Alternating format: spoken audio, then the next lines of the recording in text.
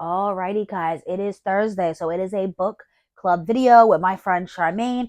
We are finally doing the review slash final wrap up and our thoughts on the very secret society of irregular witches.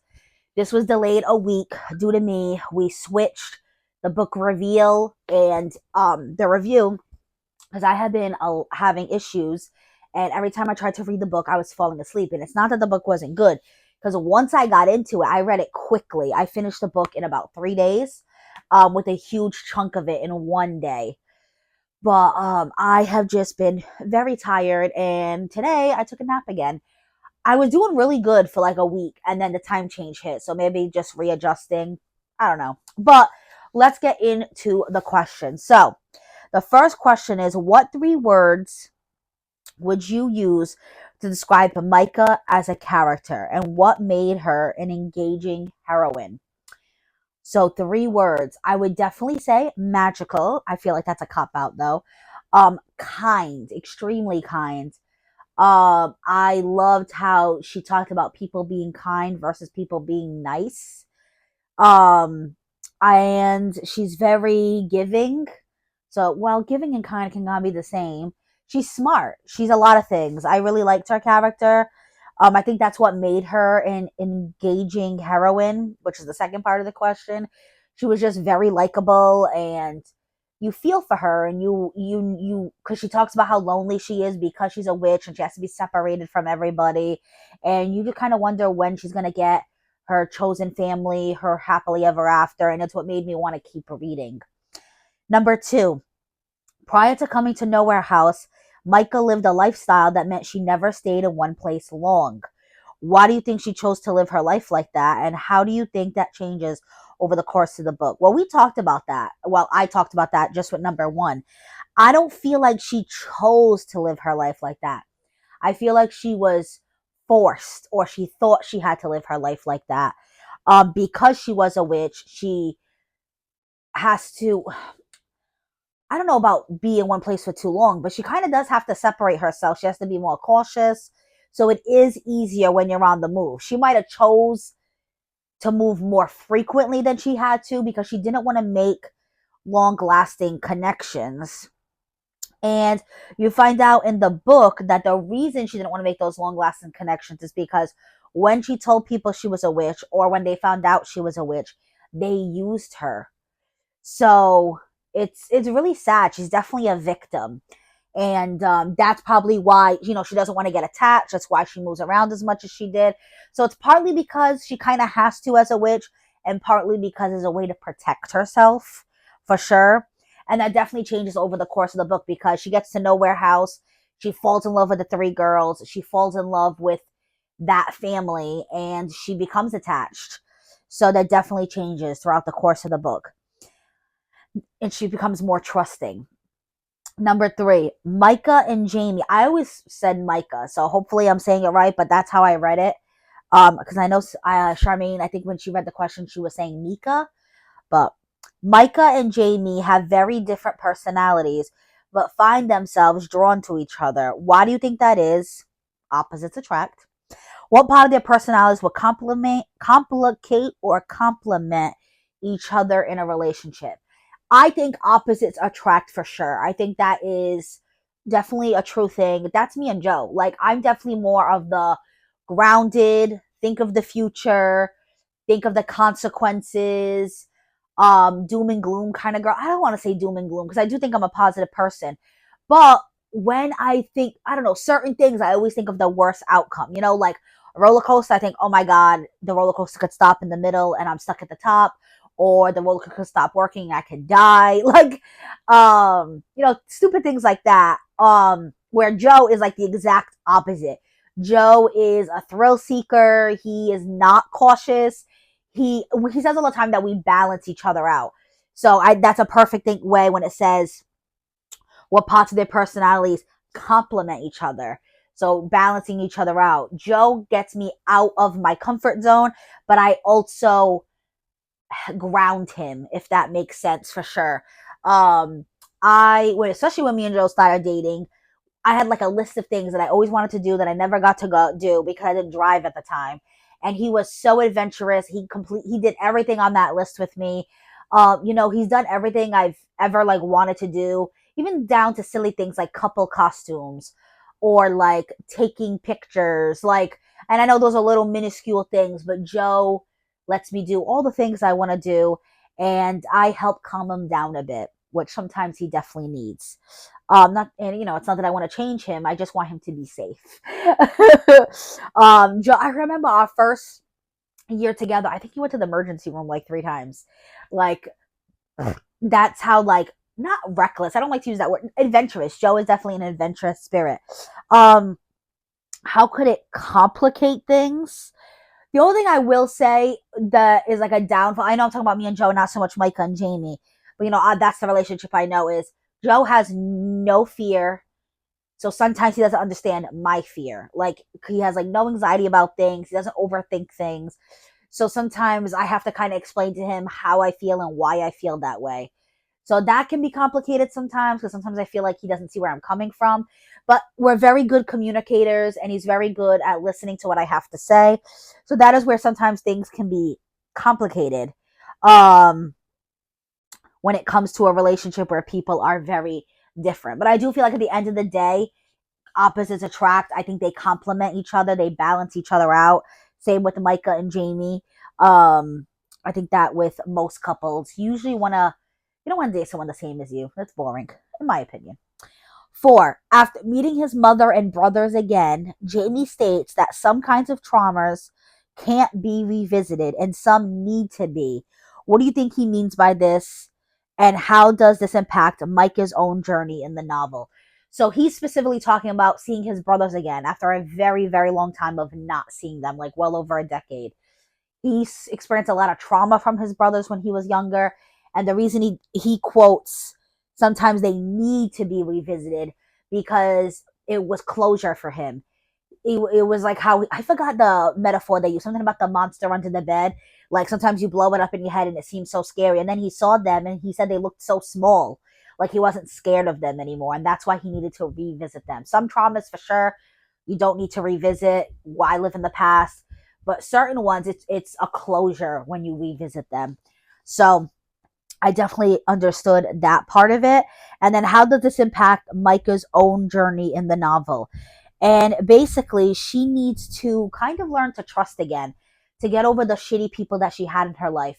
The tutors, the maid, whatever they were called, the maids, the people that watched her she was growing up, the ones that used her, her ex-boyfriend. She needed to stop assuming the worst of people and assume that all people, when they found out she was a witch, were going to act the way they acted.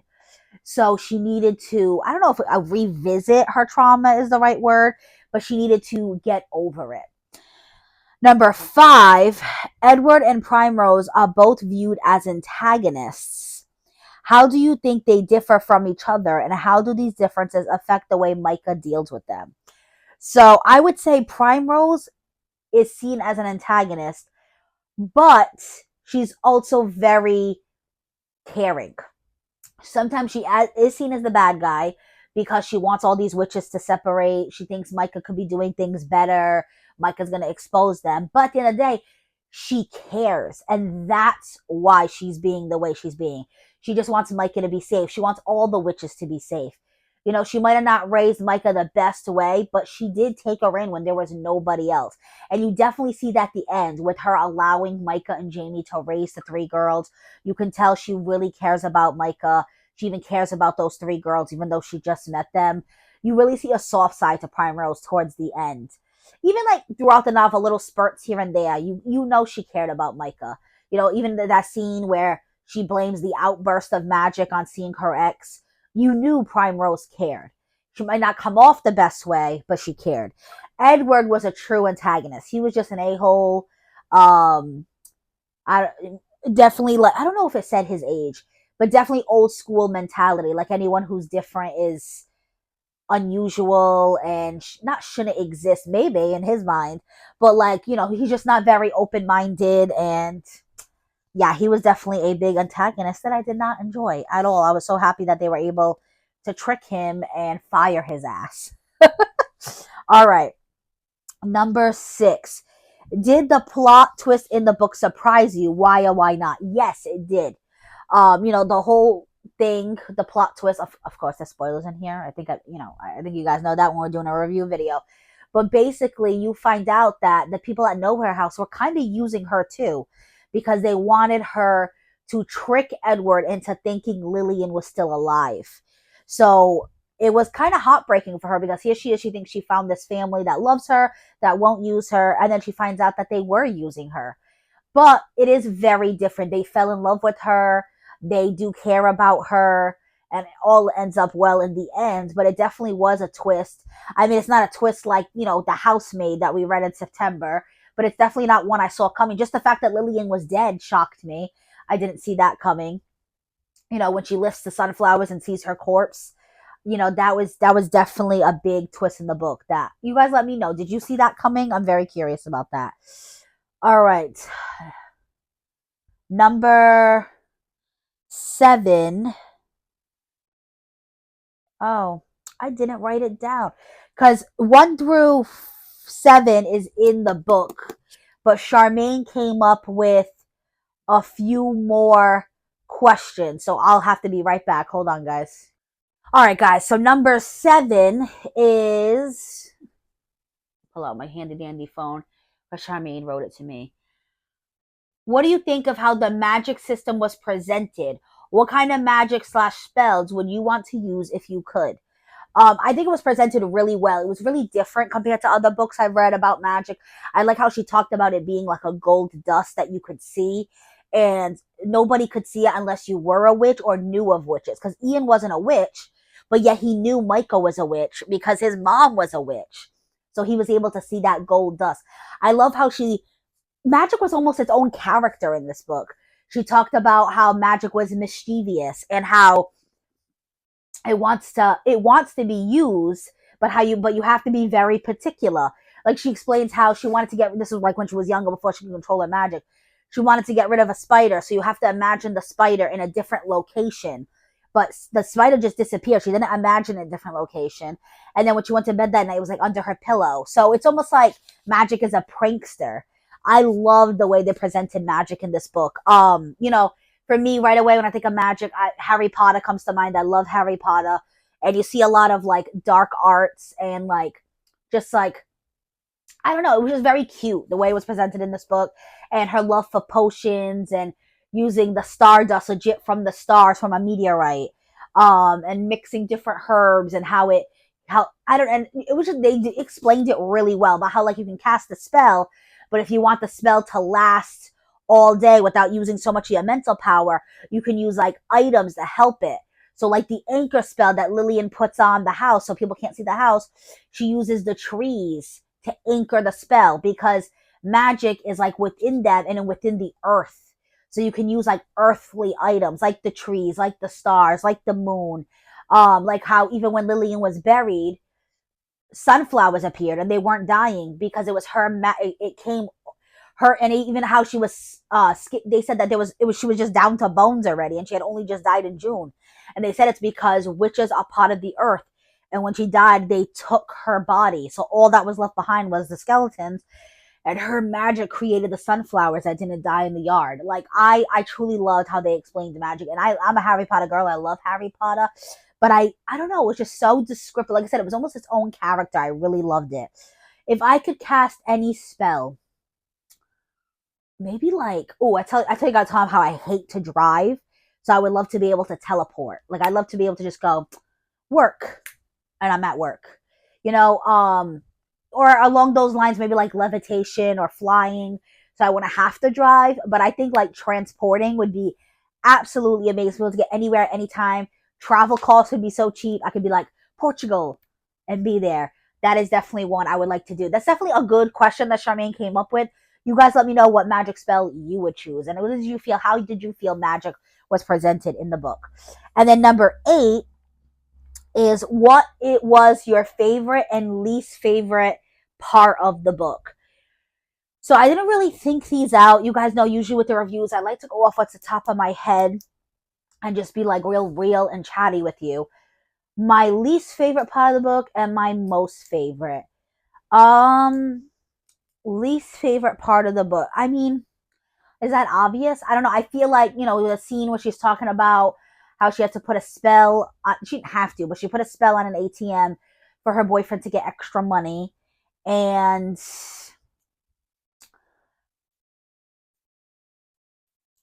I feel like it was only like one sentence in the book though. Would I count that as my least favorite? I just like felt really bad for Micah. So how about we go with my favorite scene? I don't know. There's a few favorites. I love the closing scene when all the witches are together and they even are allowed to bring their loved ones that people know, family that know they're witches or significant others that know they're witches. I love that scene. I also, what's kind of a scene I love, which is strange because it's not one that I think people would love, is the scene where I think it was Terracotta, one of the kids, was like levitating and, Micah was trying to get her down, and then the magic made her like unconscious, and she had to hibernate for a day. Obviously, that's not a good thing that she was hurt and in pain, but that scene I think was a pivotal moment in the book. It really shows how much she loved those kids. That instead of allowing the magic to possibly really harm Terracotta, she took double the magic because if it had hit Terracotta, she would have only got half the effect. But instead, she took all of the effect, and that's why one of the words I used to describe her is kindness. That is something like a mother would do. You know what I mean? Like a mother would jump in front of a bullet for their child. The fact that she did that for Terracotta made that a really, I don't know about favorite scene, but definitely a pivotal scene in the book. My least favorite. I mean, when she goes back to the house, like when her and Jamie have that fight, um, and I don't know, the book was really well written. I really did enjoy the book, although I fell asleep the first few times. She's talking about how going into that house, it hits her like her childhood comes rushing back to her, and she even has to like clean and rearrange the furniture so it can feel like a different space. But then she goes up to one of the bricks that she colored, and she thought Primrose was going to be mad, and instead Primrose helped her finish coloring the brick. So even like a sad moment like that had a positive moment, and that's another moment where you see Primrose showing her kindness. So I don't know about a least favorite scene in the book, to be honest with you guys. Nothing's like really coming to mind. I know obviously like the scene where she's at the cafe with Primrose and Primrose is finally like being more open and telling her like more than she's ever told her before. I liked that scene. I really liked a shot. Oh, another twist for like number 6. I didn't even think when you find out Primrose is Lillian's sister. That was a huge twist in the book. Um, I'm gonna end it there. Like I really can't think of a least favorite scene. Okay, so you know what? If I had to pick one, and it kind of goes what the next question is, and the next question is always how we wrap it up, and it's basically like if we had to cast the roles, who would we pick? And on the list was Noah, and I was very confused. I'm like, who's Noah? And I just finished the book yesterday, guys, so it is fresh in my mind, and I cannot remember who Noah was. I had to Google it, and I figured out that Noah is the character is her friend in the beginning of the book, the one that lives at the apartment next door. And I guess I mean, if I had to pick a least favorite scene, I guess it's that. I get it. To me, Noah's not that important of a character. I was kind of surprised he was on this list because look, I couldn't even remember who he was. But I guess that just kind of gets you into the mind of Micah about how she moves from place to place and very quickly. He was like, "Oh, you're moving when?" And she's already like Sunday, and he's like, "What?" Because that's definitely not like normal for most people. But like she says, "Oh, the place was already furnished, so I don't have much to take with me." You know what I mean? Things like that. Um, Again, I keep thinking about favorite scenes instead of least favorite scenes. But when she takes the whole greenhouse and pond out of her car and it's like just floating in midair and they're all like shocked. That was a really good scene. I liked the scene where she ran into Hilda. They were even like almost scared. They're like, "No one, don't tell Primrose." That was like funny. It's almost like Primrose. That's what I mean. She's an antagonist, but she's a caring antagonist. Like it's almost like they're scared of her, like she's their mom or something. All right, so let's get into the cast. So I really thought this out. I wrote down all the names. So for Micah Moon, I specifically thought of, and I feel bad because I'm going to butcher her name. I always just say Nick Jonas's wife. I do. She is a little older for the role, but she looks amazing for her age. And I think I thought of her because I believe Micah is supposed to be Indian, And I believe Nick Jonas's wife is of Indian descent, and it is Priyanka Chopra. This girl right here, she is absolutely gorgeous. I thought of her the whole time I was reading for Micah Moon. And then for Jamie Kelly, he's supposed to be this very, very handsome man. And I thought of Jamie Dorian from, and I think I picked him for another book not that long ago.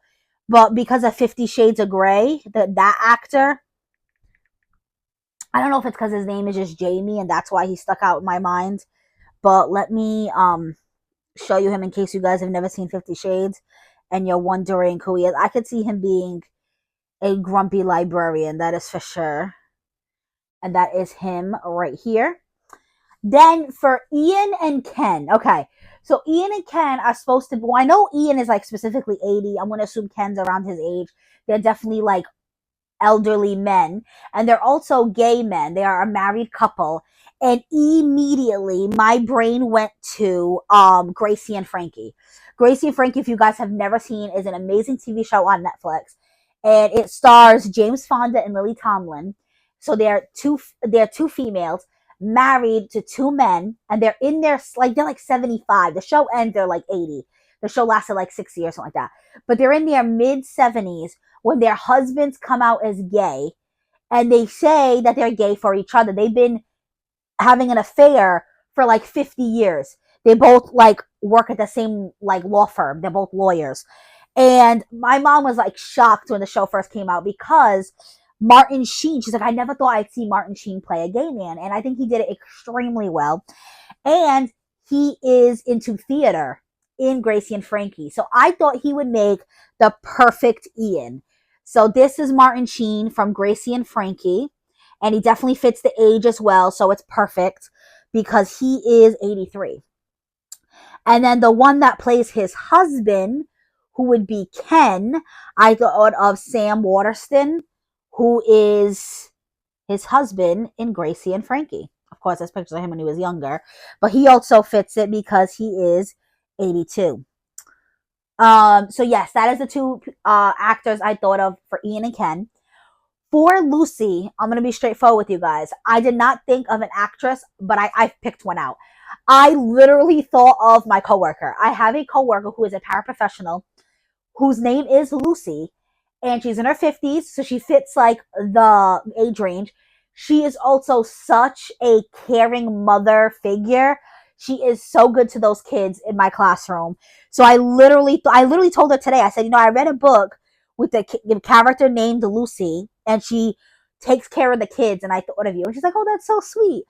So then I was like, okay, so I got to think of an actress that's in her 50s who kind of has like that housewife role, likes to take care of the kids, clean, cook. That's definitely how you see Lucy. She's always cleaning, especially.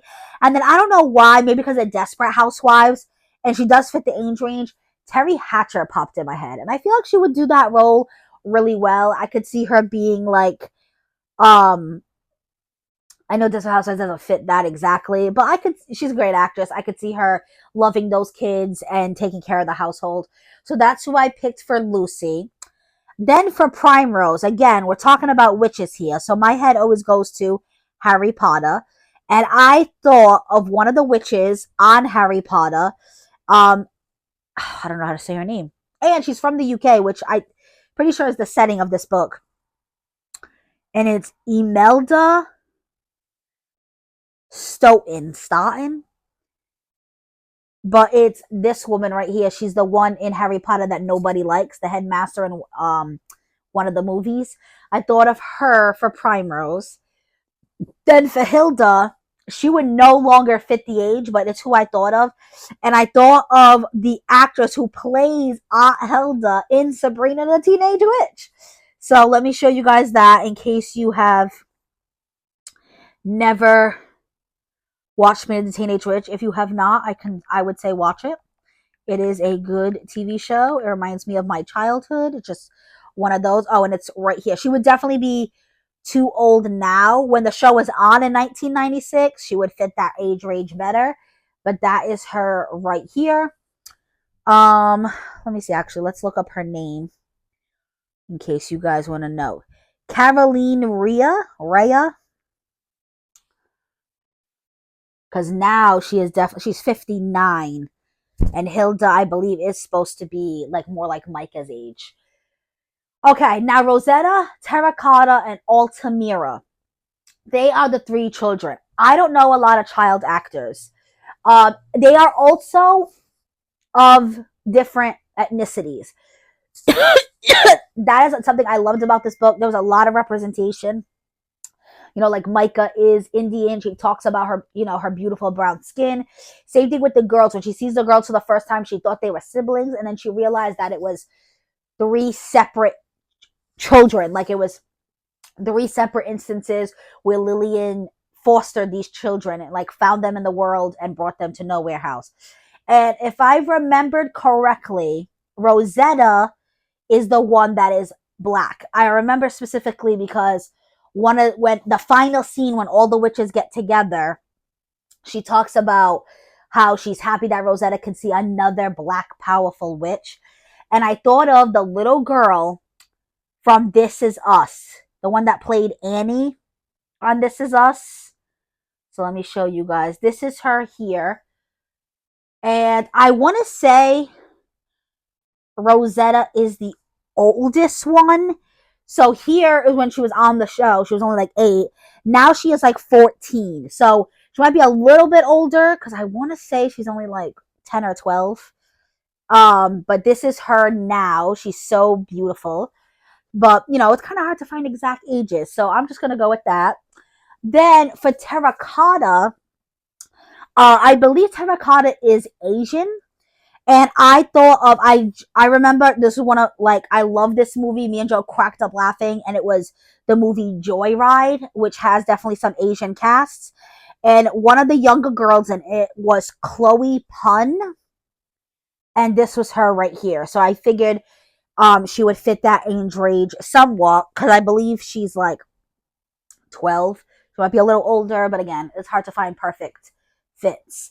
And then Altamira, I believe, is like Middle Eastern. And, you know, we need more representation because I was trying to Google it and like nobody was coming up, especially for kids. Like there was definitely some adults and teenagers. So the only one I could really find was, I don't even know their name. It's Nancy Adram, but it's not her. She is a Lebanese singer who's considered a Lebanese pop star. That is her with her husband and 2 kids. But I figured one of her kids could definitely play Altamira. I love that name too. And then finally, Noah. Like I said, I was surprised he was on the list because to me, he was not that important of a character.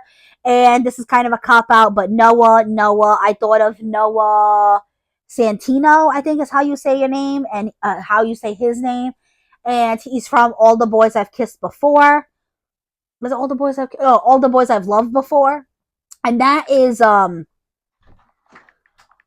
thought of when I was thinking of like Asian actresses, but I knew they were all like too old to be in that age range. But this is Noah. He got like huge on a lot of Netflix movies. And I loved the Fosters growing up. Well, not even growing up. It just came off air not that long ago. And he played Jesus in the Fosters. So that is who I would pick to play the roles. I cannot wait to watch Charmaine's. She'll be in the title in the description box. Go check her out. Her reviews always make me so happy because she's always so giddy and excited to talk about the book. Probably be watching her on my lunch break. I usually can't wait till I get home.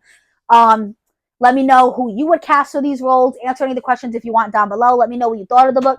It took me a little bit to get into it, but like I said, once I got into it, I was done in like 3 days. I did really enjoy the book. I mean, I was the one who recommended it. I wanted a nice, cute, cozy read for fall. I'm really excited about the next book that we're reading. If you want to know what it is, check out last week's video. And then we'll start our new book club again. So next week will be the treats we eat, drink, use while reading the book. And so on and so forth. And for December, we are recommending holiday-themed books. So it'll be a lot of cute, cozy reads for now. That is it for this video. You guys are seeing this, like I said, on a Thursday. That's my book club day. Friday is either a vlog or a try-on haul. Saturday is my outfits of the week. Sunday, I either take off or it's a self-care Sunday. Sometimes for self-care, though, I need the day off. Mondays and Tuesdays are unboxings and hauls, and Wednesdays, What's Up Wednesday. It can be a haul, questions video, a little bit of anything. If any of that sounds good to you, definitely consider subscribing. Hit that notification bell so you're notified next time I upload. And be safe, guys. Oh, if you like the video, you like me, you like Charmaine, give the video a thumbs up. It helps the YouTube algorithm.